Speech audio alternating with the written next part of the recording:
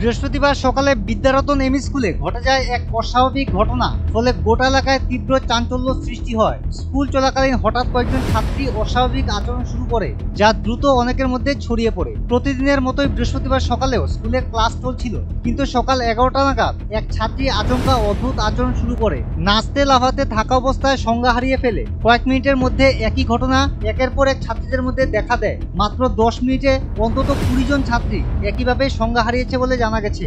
ঘটনা নিয়ে স্কুলে উপস্থিত ছাত্রছাত্রীদের মধ্যে আতঙ্ক সৃষ্টি করে। স্কুলে ভূত দেখা গেছে এমন গুজব দ্রুত ছড়িয়ে পড়ে, যার ফলে ভীত সন্ত্রস্ত ছাত্ররা এলোমেলোভাবে স্কুল থেকে পালানোর চেষ্টা করে।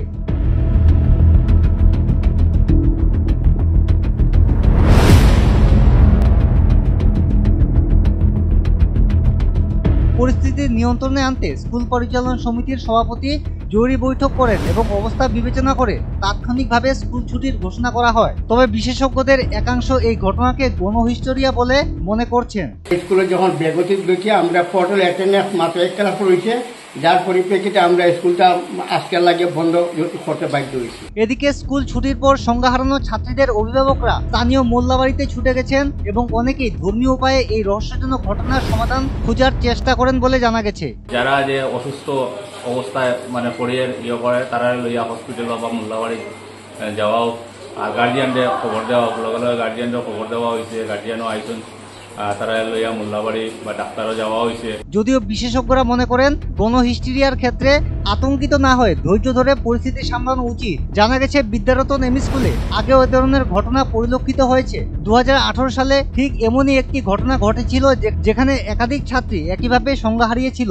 আজকে থেকে কয়েক বছর আগে 2018 ইংরেজিতেও এইভাবে হয়েছে ছাত্ররা।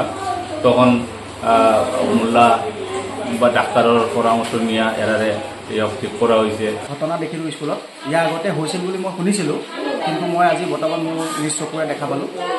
আমাৰ ক্লাছ 6, 7, 8 ছাত্ৰ ছাত্ৰী বিশেষকৈ ছাত্ৰীসকলৰ মাজত এই প্রবলেমটো দেখা দিছে। ঘটনা নিয়ে বর্তমানে স্কুল কর্তৃপক্ষ, স্বাস্থ্য বিশেষজ্ঞ ও স্থানীয় মানুষ এই ঘটনার উৎস খুঁজতে চেষ্টা করছে। ছাত্রছাত্রীদের মানসিক স্বাস্থ্য পর্যবেক্ষণ করার জন্য বিশেষজ্ঞদের সহযোগিতা নেওয়া হতে পারে বলে জানা গেছে।